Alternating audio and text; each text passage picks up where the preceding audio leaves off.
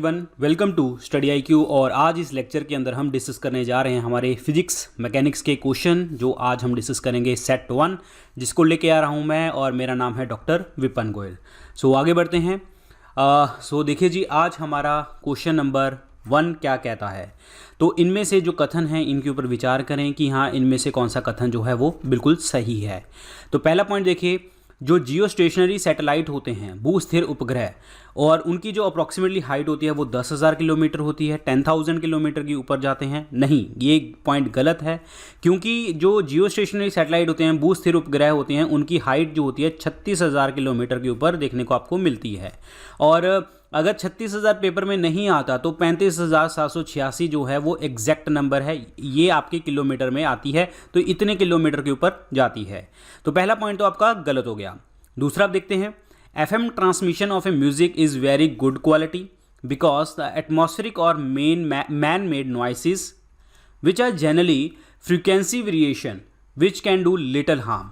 क्योंकि देखिए जी, FM word का मतलब क्या होता है। First of all, FM word का मतलब क्या होता है, फ्रीक्वेंसी मॉड्यूलेशन। क्या मतलब होता है इसका, फ्रीक्वेंसी मॉड्यूलेशन। अब हम फ्रीक्वेंसी को इस तरीके से मॉड्यूलेट करते हैं कि आपको जो प्रॉपर तरीके से जो है वो प्रॉपर सुनाई दे, और आपको बीच में कोई भी जैसे हम कहते हैं कि कोई हार्म ना हो, किसी तरीके से जो है आवृत्ति को जो नुकसान ना पहुंचे, आपको डिफरेंट फ्रीक्वेंसी की आवाज़ें सुनाई ना दें, आपको कान में जो है नुकसान ना हो, प्रॉपर तरीके से जो है आपके कान तक वो जो है प्रॉपर तरीके से वो चीज़ पहुंचे, और जिसमें आपका ना तो कोई एटमॉस्फेयर वायुमंडल का शोर आए, ना ही किसी आदमी व्यक्ति का शोर आए। तो ये आपकी फ्रीक्वेंसी मॉड्यूलेशन के ऊपर काम होता है। तो ये तो ऑप्शन आपका बिल्कुल सही है। तो दूसरा ही स्टेटमेंट सिर्फ हमारा करेक्ट बनेगा। So it means B option क्या बनेगा, करेक्ट आंसर बन जाएगा। यहाँ पे देखिए जी, मैच ऑफ द फॉलोइंग में देखिए क्या आता है कि इसमें लिस्ट 1 है क्वांटिटी के ऊपर, यानी कि मात्रा के ऊपर, लिस्ट 2 है उसकी यूनिट्स यानी कि इकाइयाँ। तो इसमें से मैच ऑफ द फॉलोइंग करना है, कौन सी चीज़ किसके साथ जुड़ती है। हाई स्पीड की अगर हम बात करें, हाई स्पीड उच्च गति की अगर हम बात करें तो मैक। तो आपने देखा होगा, अगर आपने सुना होगा सुपरसोनिक, हाइपरसोनिक, ये आपने वर्ड सुने होंगे। तो वो आपके जो वर्ड होते हैं ये मैक नंबर के साथ जुड़े होते हैं, स्पीड के साथ जुड़े होते हैं।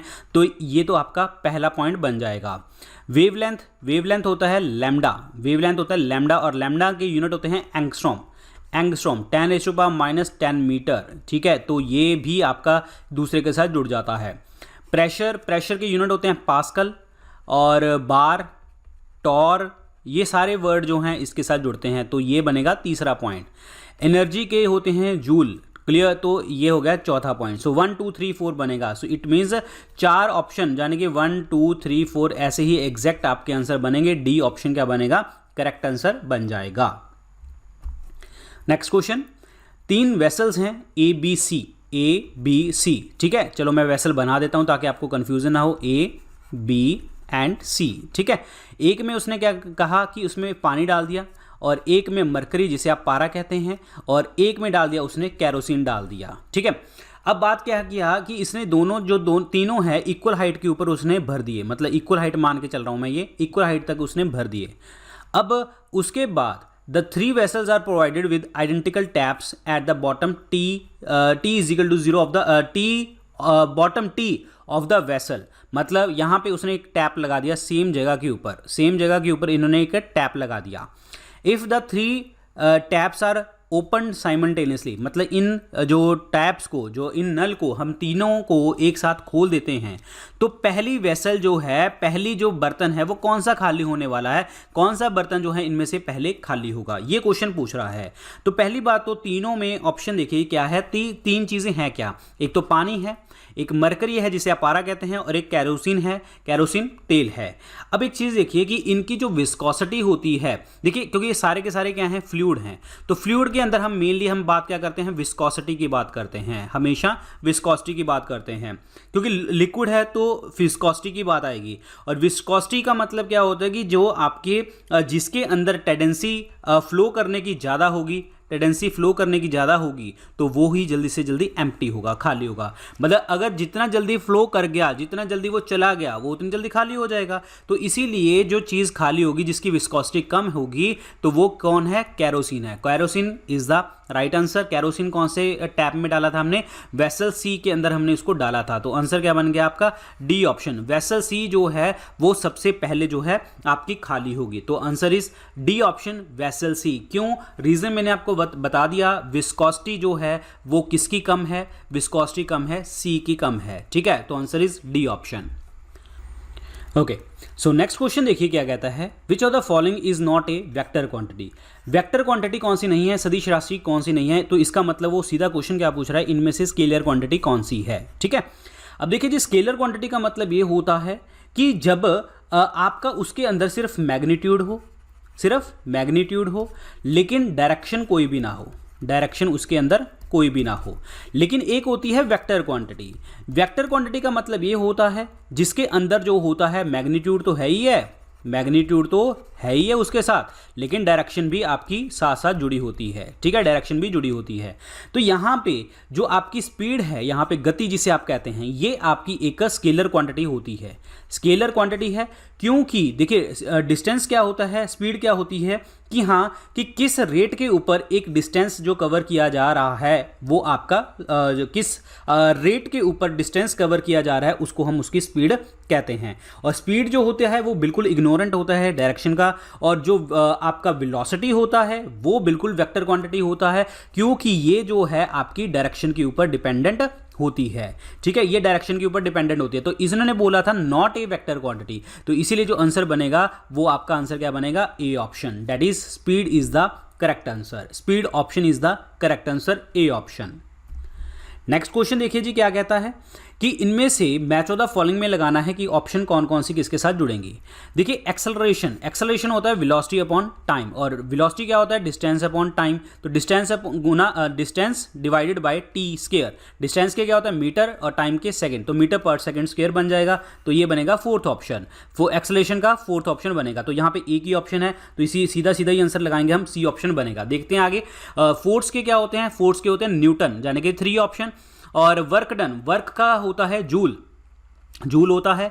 और इंपल्स के होते हैं न्यूटन सेकंड, जाने के दूसरा ऑप्शन बनता है। तो ये क्या बन गया जी आपका? ये बन गए आपका ऑप्शन 4 3 1 2, 4 3 1 2। तो आंसर क्या बन गया आपका? सी ऑप्शन क्या बनेगा? करेक्ट आंसर बन जाएगा 4 3 1 2।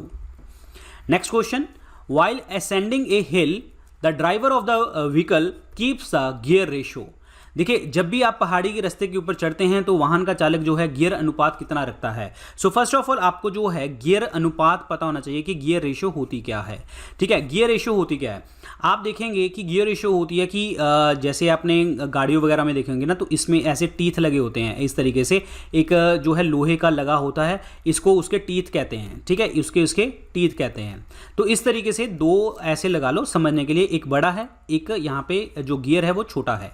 ठीक है, एक बड़ा गियर है, एक छोटा गियर है, और दोनों जो हैं एक दूसरे से अटैच होते हैं, मतलब किसी तरीके से अटैच हैं कि किस तरीके से ये दोनों जो है ना एक दूसरे के ऊपर रब करते हैं, ये दोनों एक दूसरे के ऊपर रब करते हैं और प्रॉपर तरीके से जो है आपकी जो है गाड़ी चलती है। ठीक है, अब यहाँ पे जो होता है ये आपका गियर रेशियो इसी तरीके से पता करते हैं। जो छोटा गियर होता है, अगर छोटा गियर जो है ये बड़े वाले गियर के ऊपर चले, ध्यान से समझना, जब छोटे वाला गियर है अगर ये बड़े वाले गियर के ऊपर चले तो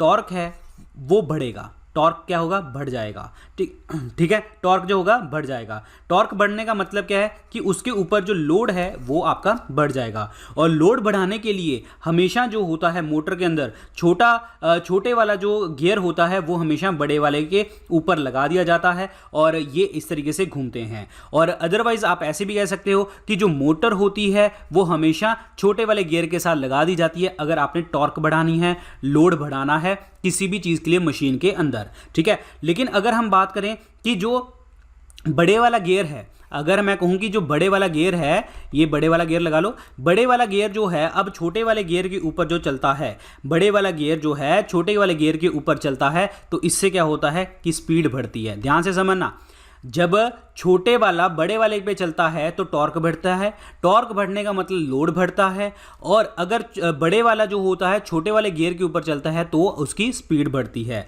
अब जो गियर रेशियो होता है, गियर रेशियो का मतलब क्या होता है कि जो एंगुलर वेलोसिटी है, एंगुलर वेलोसिटी है इनपुट गियर की, एंगुलर वेलोसिटी इनपुट गियर की, और उसको डिवाइड कर दो आप किसके साथ, आउटपुट गियर के साथ आप जो है आई मीन टू से उसको डिवाइड कर दो, तो उससे हम गियर रेशियो निकाल लेते हैं। तो इसका मतलब क्या हो गया, सो गियर रेशियो को हम आर वर्ड से रिप्रेजेंट करते हैं, आर वर्ड से, और R is equal to omega A upon omega V. So omega A is the angular velocity of A, angular velocity of V, ठीक है। अब ये कितने जो है नंबर ऑफ टीथ, देखिए ये जितने भी ये जो दांत होते हैं ना ये वाले, ये नंबर ऑफ टीथ कैसे होते हैं, देखिए अगर मैं सपोज करूं कि एंगुलर वेलोसिटी ए की, एंगुलर वेलोसिटी बी की, कुछ भी मान के चलते हैं कि ए की एंगुलर वेलोसिटी सपोज करो कि 10 है और एंगुलर वेलोसिटी जो बी की है वो 40 है, ठीक है, मान के चल रहे हैं हम समझने के लिए। तो इसकी रेशियो कितनी आ गई 1.4, तो आपकी जो गियर रेशियो है वो कितनी आ गई 1/4 आ गई।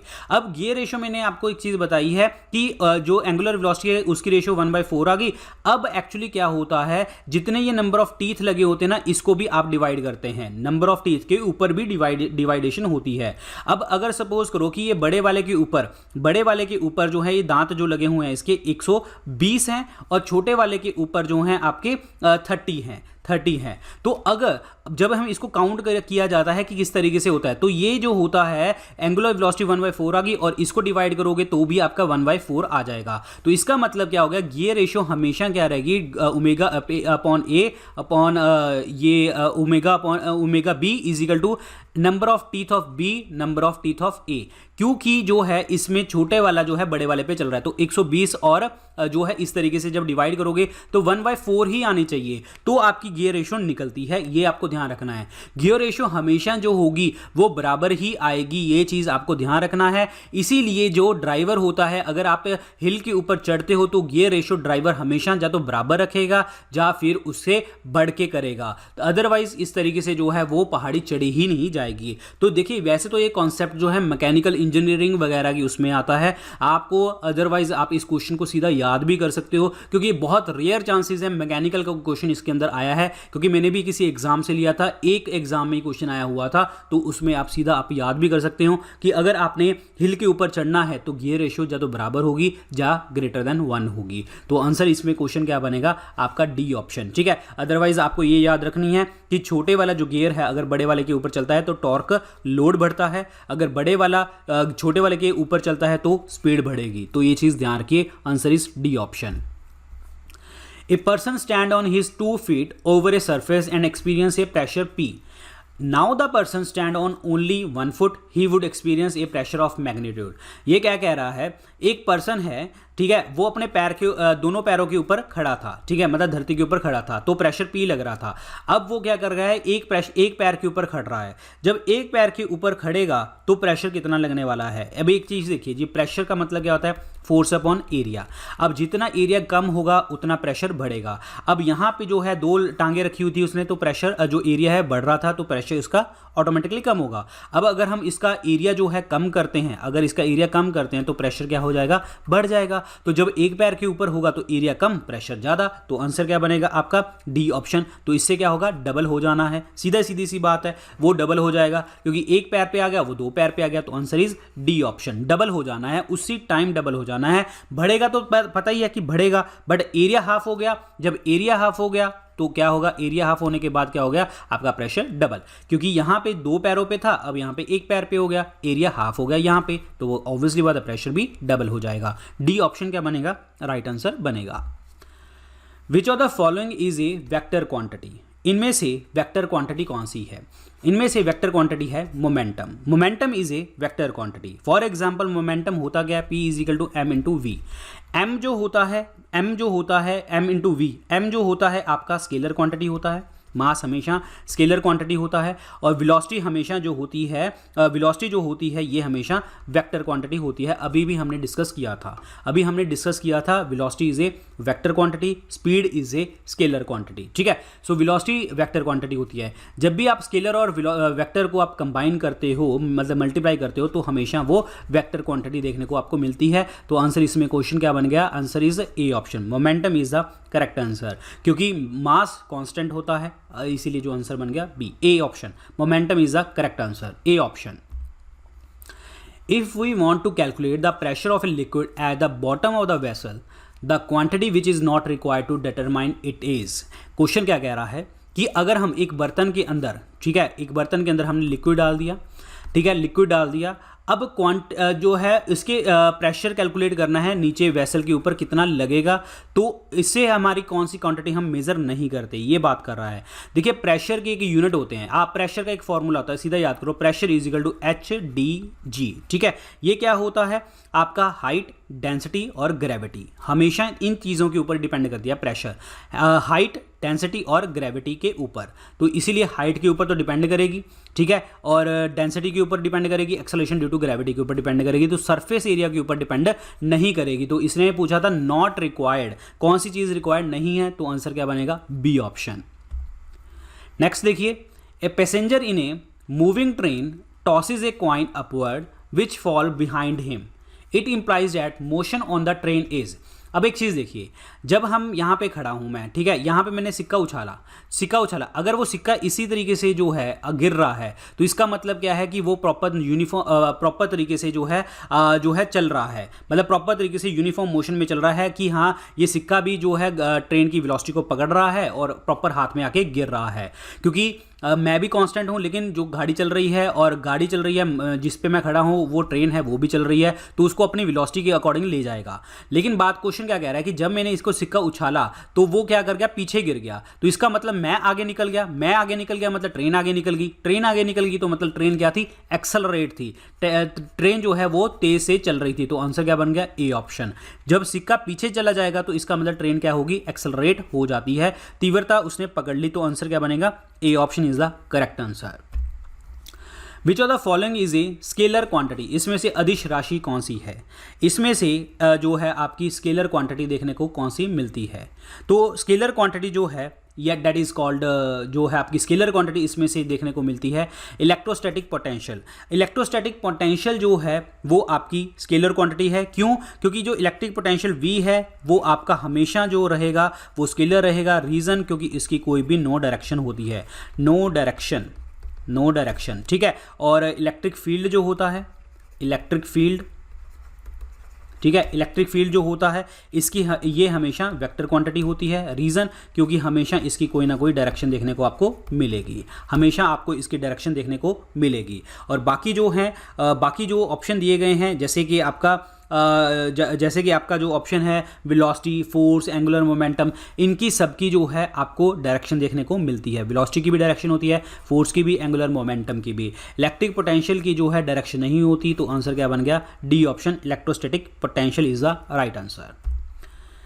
Dirty clothes containing grease and oil stains are cleaned by adding detergents to water. Stains are removed because detergent. जब गंदे और तेल के दाग लगे वाले कपड़ों को डिटर्जेंट में हम डालते हैं तो डिटर्जेंट जो है दाग हटा देते हैं। क्यों?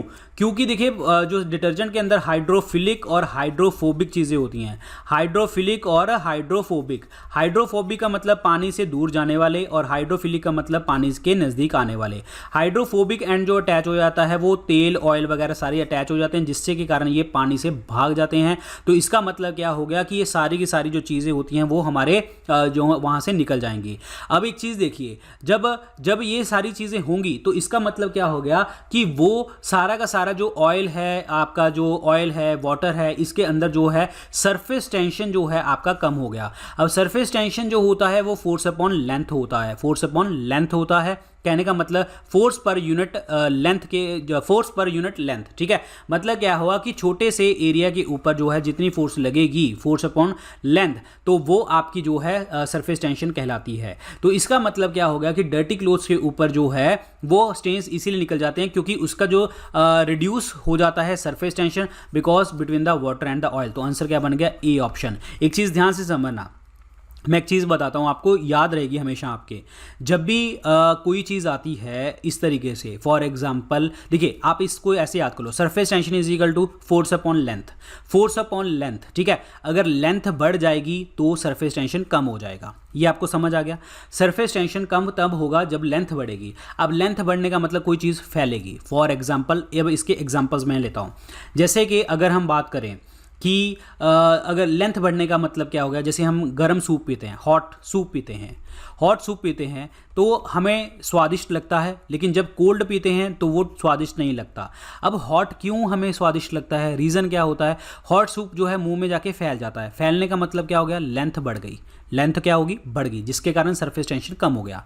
तो सेम एग्जांपल डर्टी क्लोथ्स में भी है कि डर्टी क्लोथ्स के अंदर जो है जो धागे के धब्बे हैं वो उतरते जाते हैं और उसकी लेंथ बढ़ती जाती है और उसके साथ सरफेस टेंशन उसका कम होता जाता है। तो जिसके कारण जो है आपके कपड़े जो हैं साफ होते रहते हैं। तो आपको एक कॉन्सेप्ट याद कर लेना है, जब भी लिक्विड का क्वेश्चन आ जाता है, लिक्विड का क्वेश्चन आ जाता है उसमें सरफेस टेंशन या विस्कोसिटी वाला फॉर्मूला ही लगता है, ठीक है। सरफेस टेंशन या विस्कोसिटी वाला हमेशा उस पे लगता है जब आप लिक्विड्स को आप कंपेयर करने के लिए आ जाते हो, ठीक है। मतलब मैंने देखा है जितने भी क्वेश्चन, तो उसमें आप कंपैरिजन आ जाते हैं। जैसे अभी हमने क्वेश्चन किया था लिक्विड का, वाटर का, मरकरी का, ठीक है। आगे वाले लेक्चर में भी करेंगे हम, उसमें आपको पता लगेगा कि वेसल कौन सी खाली होती है आपकी, वगैरह वगैरह बहुत सारी चीज़ें इसके अंदर आएंगी जो आपको पता लगेंगी। बस आपको एक चीज़ ध्यान रखनी है कि विस्कोसिटी जब आप 3 चीज़ों 4 चीज़ों को कंपेयर करने लग जाते हो और इसके अंदर जो है सिर्फ वाटर की बात आ रही है, पानी की बात आ रही है, डिटर्जेंट की बात आ रही है, और इसीलिए जो है ऑयल स्टेन्स जो है निकलते जाते हैं क्योंकि इसका सरफेस टेंशन कम हो गया। सरफेस टेंशन कम होने का मतलब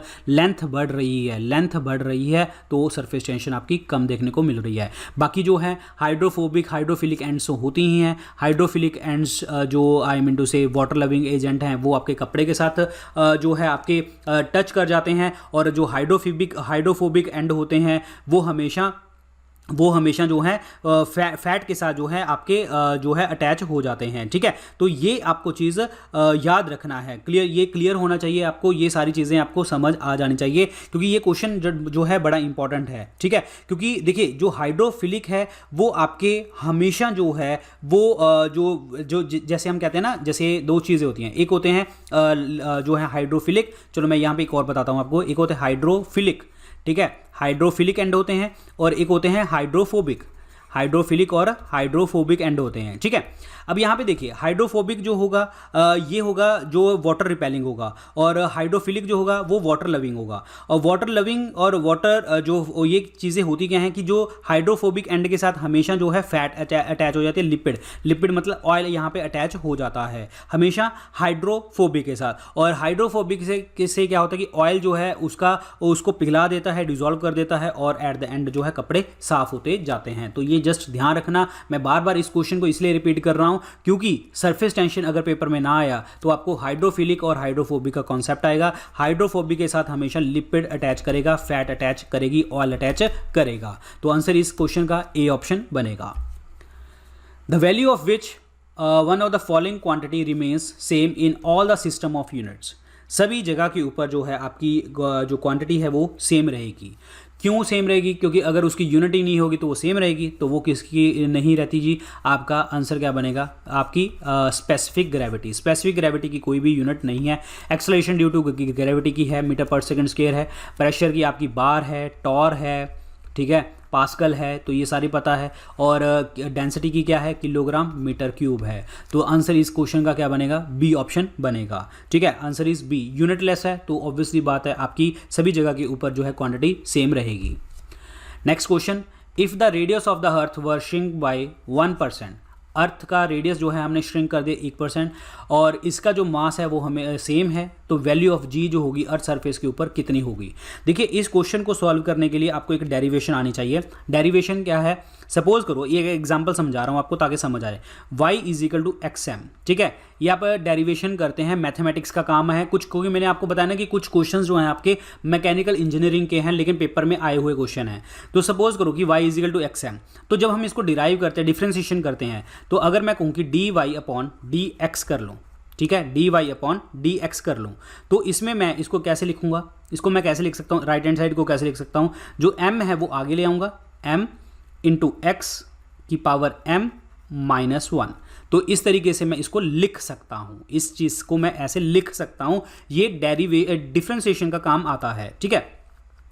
अब g इज इक्वल टू कितना होता है, G M upon R square, G M upon R square. ये आपको याद रखना है कि ऐसे एक डेरिवेशन होती है, तो g is equal to G M upon R square होता है। तो मैं इसको ऐसे भी लिख सकता हूँ ना, g is equal to G M R minus 2, क्योंकि आर नीचे, आर स्क्वेयर नीचे है, आर की पावर माइनस 2 यहाँ पे लगा दी। अब इसको मैं और कैसे लिख सकता हूँ, क्योंकि पावर में आ गया ये, g is equal to minus 2 G M minus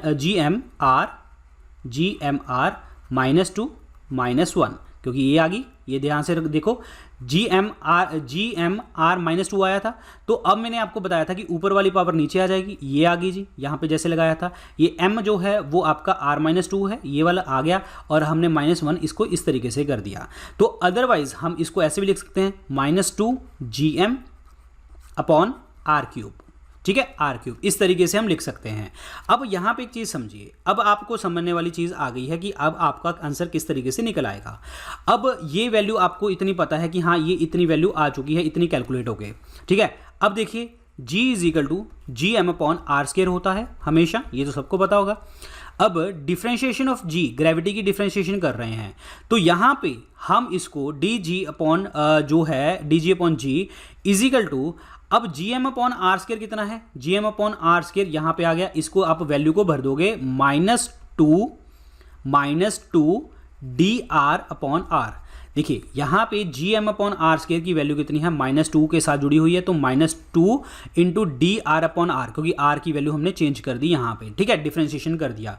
तो इसमें क्वेश्चन क्या कह रहा है कि जब वैल्यू ऑफ जी जो है यहाँ पे क्या कह रहा है कि अर्थ की जो रेडियस है वो श्रिंक बाय 1%, यानी कि अर्थ की रेडियस 1% जो है श्रिंक हो रही है। 1% श्रिंक होने का मतलब माइनस 2, यहाँ पे डी आर अपॉन आर कितना है, डी आर अपॉन आर कितना है, ये कह रहा है कि इसकी जो वैल्यू चेंज हो रही है वो -1 चेंज हो रही है।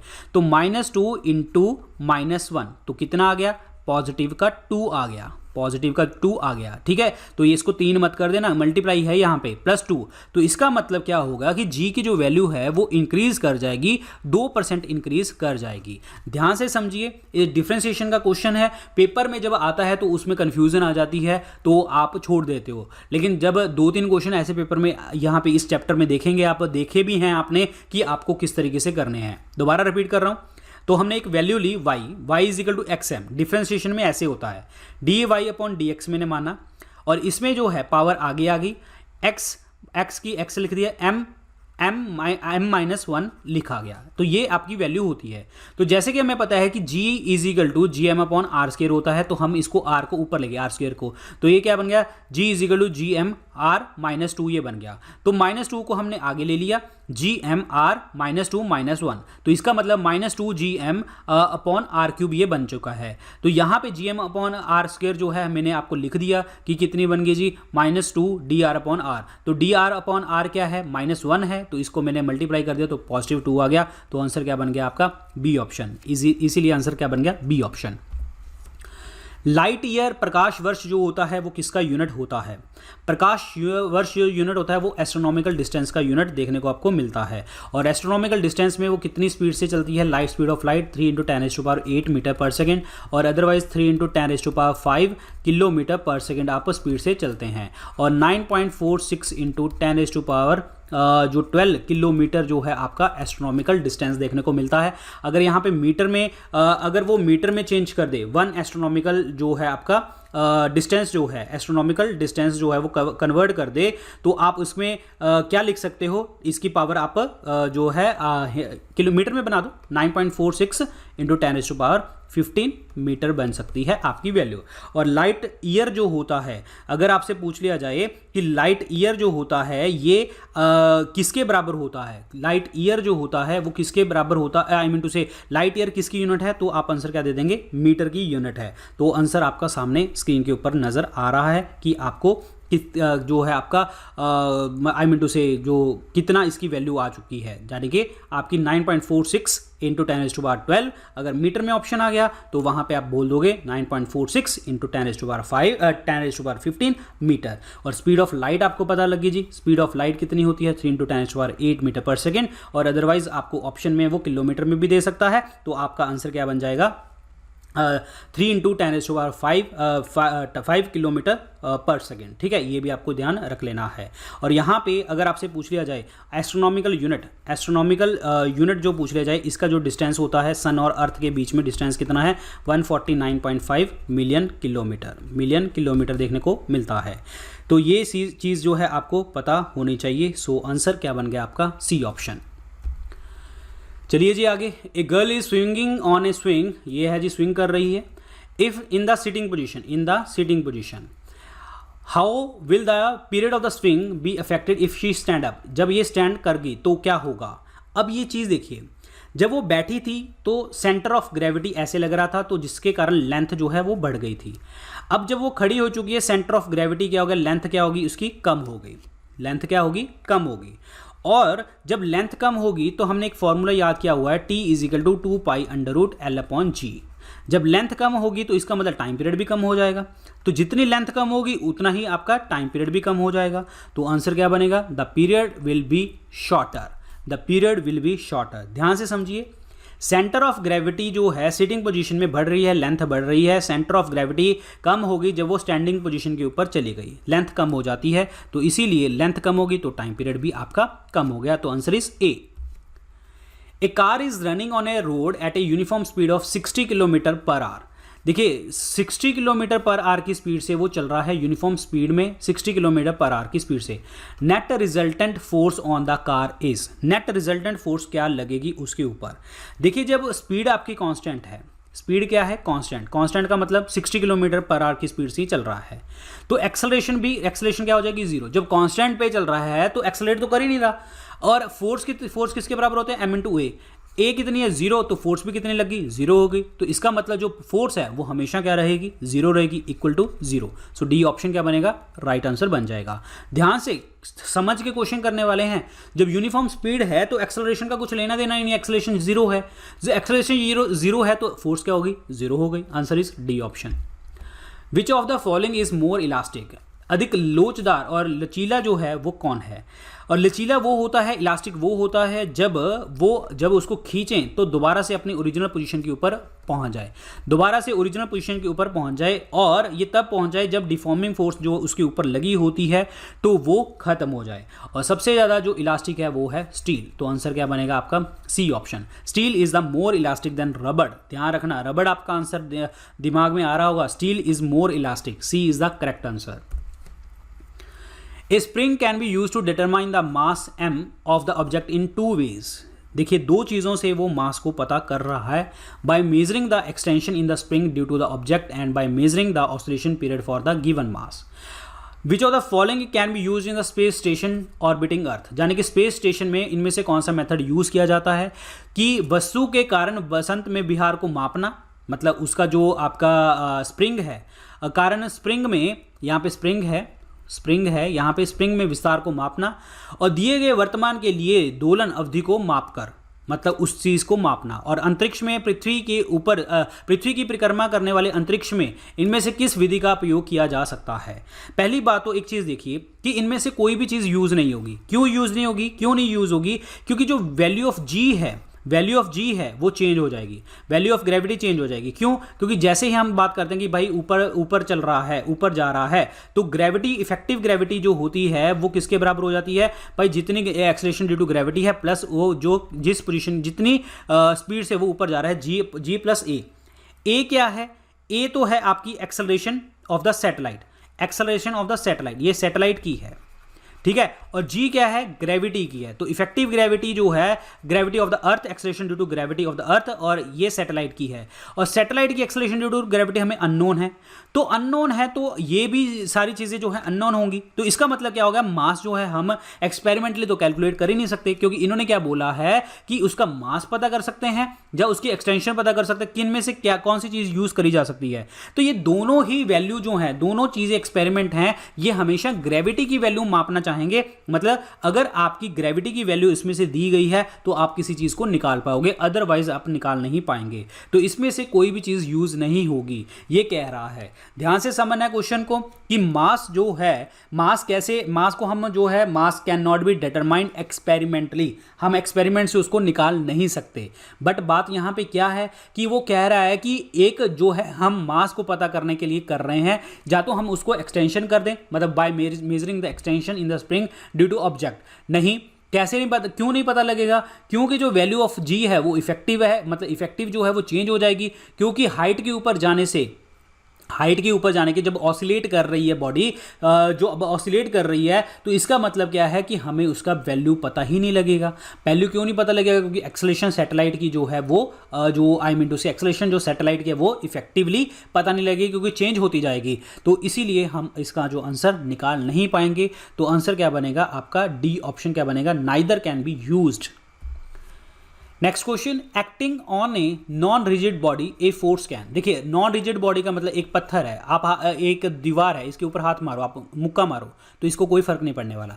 एक गत्ता ले लो, इसके ऊपर मुक्का मारो, क्योंकि ये रिजिड नहीं है, तो जब आप मारोगे ये बिखर जाएगा। तो इसका मतलब क्या है कि जब नॉन रिजिड बॉडी के ऊपर जो आप कुछ भी फोर्स लगाओगे तो वो हमेशा आपका डायमेंशन चेंज कर देगी। तो आंसर क्या बन जाएगा आपका, A option is the right answer.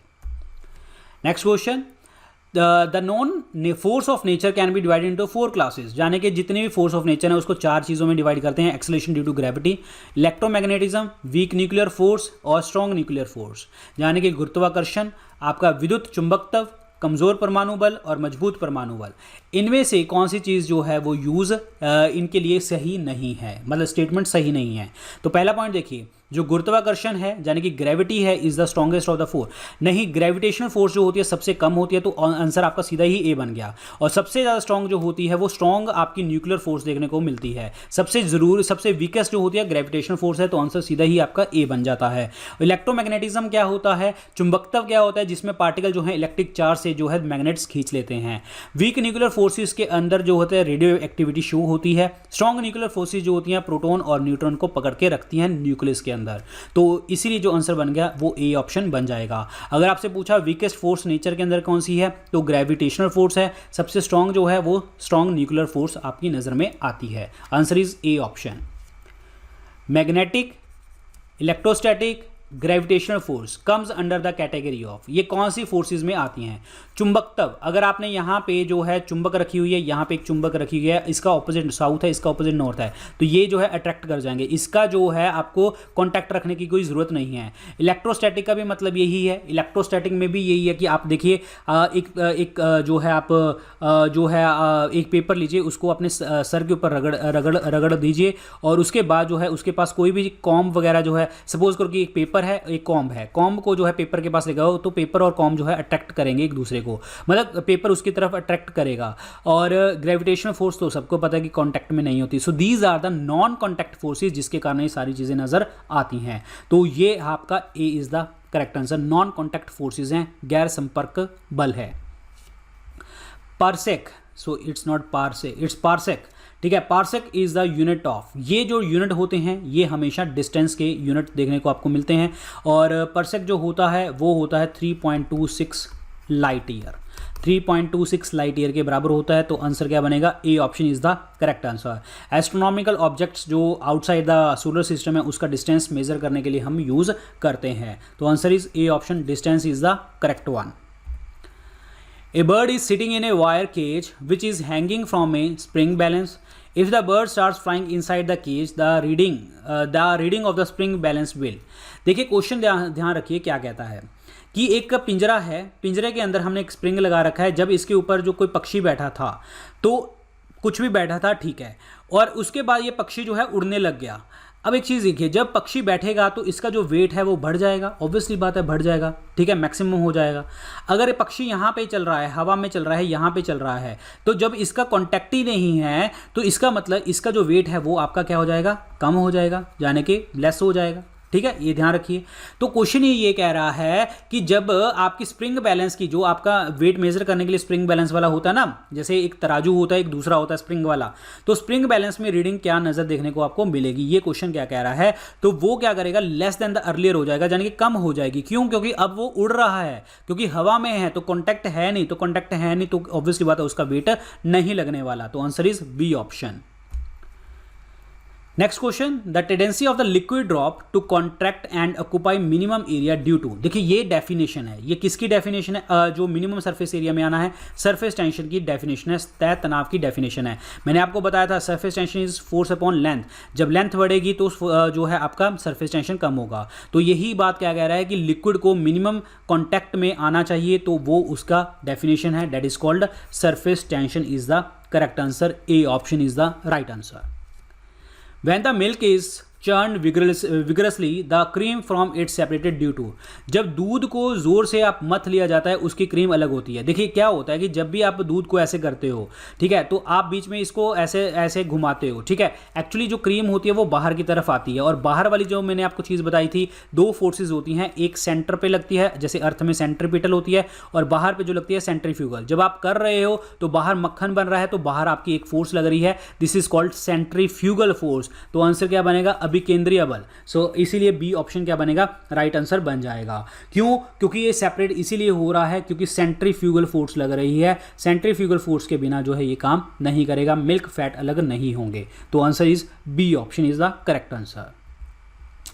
Match of the following लगाना है अगेन, तो इसमें क्या है जी, डिस्टेंस के यूनिट कौन से हैं, डिस्टेंस के यूनिट आगे light year, again astronomical distance लगा लीजिए यहाँ पे, ठीक है। तो answer is third option. Amount of material, ये हमेशा मोल के अंदर कैलकुलेट करते हैं, 131 बन गया तो आंसर सीधा आपका ए बन जाता है, ठीक है। बाकी देखते हैं, अमाउंट ऑफ इलेक्ट्रिक चार्ज जो है वो कूलाम के साथ जुड़ा हुआ है, एनर्जी जो है वो जूल के साथ जुड़ी हुई है, वॉट आर और जूल के साथ, क्योंकि वॉट आर और जूल के साथ जुड़ी हुई है। एनर्जी क्या हो, किसके साथ जुड़ती है, जूल के साथ, और एनर्जी क्या होती है, पावर अपॉन टाइम, ठीक है, पी इज इक्वल टू, क्योंकि देखो पावर क्या होती है, वर्क अपॉन टाइम होता है, तो यहाँ पे जो है आपका work is equal to joule, तो ये energy is equal to power into time, power की वॉट, टाइम की सेकंड, और यहाँ पे आर भी बना सकते हो क्योंकि कैलकुलेट करना है। तो आंसर इज 3124, ये ध्यान रखना, answer is A option. A liquid drop tends to assume a spherical shape because of, मैंने अभी आपको बताया था सरफेस टेंशन की जो मतलब आई मीन टू से जो डेफिनेशन होती है, वो उसने एक मिनिमम सरफेस एरिया जो है एक्वायर करना होता है सरफेस टेंशन करने के लिए। जब ड्रॉप जो है स्फेरिकल शेप ले रही है तो वो भी क्या कर रही है, मिनिमम सरफेस एरिया में आ रही है। तो ये रीज़न क्या बनेगा आपका, surface tension is the right answer. तय तनाव के कारण जो है वो स्फेरिकल शेप जो है एक्वायर कर रही है। तो answer is A option. Next question, an object is raise to a height of 3 metre from the ground, height कितनी आ गई जी, 3 मीटर आ चुकी है। It is then allowed to fall into a table 1 metre high from the ground, यानी कि 3 से हमने उसकी हाइट जो कर दी अब 1 कर दी। इन दिस कॉन्टेक्स्ट की कौन सी वैल्यू सेम है, ए पोटेंशियल एनर्जी काइनेटिक एनर्जी का कॉन्सेप्ट आ रहा है, तो पोटेंशियल एनर्जी काइनेटिक एनर्जी के लिए ले लेते हैं, ठीक है। तो पहले केस में पोटेंशियल एनर्जी जो होगी हाइट के ऊपर था तो mgh होगी, ऑब्वियसली बात है, सबको पता है। तो पहले वाले केस के अंदर क्या होगा, m इंटू जी इंटू 3, ये बन गया। दूसरे वाले कॉन्सेप्ट में क्या बनेगा, m इंटू जी इंटू 1, क्लियर। तो चेंज कितना आया, ये कितना बन गया 3mg, और ये माइनस 1mg, और कितना वैल्यू चेंज आ गई, 2mg वैल्यू चेंज आ गई। तो ये आपका जो है माइनस करके आया, डिफरेंस आया, नॉट चेंज, माइनस आया, डिफरेंस आया 2mg।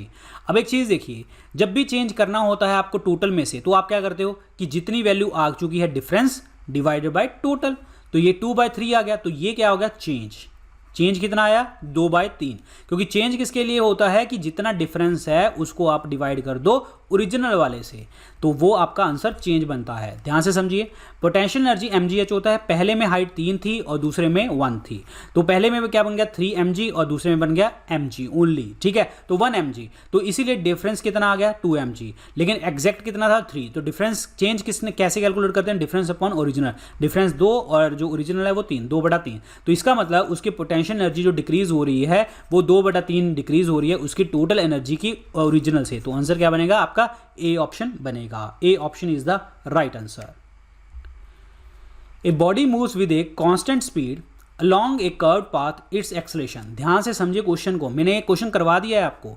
जब आप कांस्टेंट स्पीड से आप सर्कुलर पाथ में चल रहे हैं तो एक्सेलरेशन हमेशा क्या होती है, जीरो होती है। एक्सेलरेशन इज ऑलवेज जीरो, क्योंकि कांस्टेंट स्पीड जा रही है तो एक्सेलरेशन जीरो होगी, ऑब्वियसली बात है फोर्स भी उसके ऊपर क्या लगेगी, जीरो लगेगी, तो आंसर इज ए ऑप्शन। तो ये थे आज के लेक्चर के अंदर क्वेश्चन। सो आपको मैं एक चीज बताता हूं कि इसमें कुछ टिपिकल क्वेश्चन थे, क्योंकि एग्जाम में आएंगे तो मुझे टिपिकल क्वेश्चन करवाने हैं आपको, तो टिपिकल क्वेश्चन से तो ध्यान से समझ के रिपीट करना।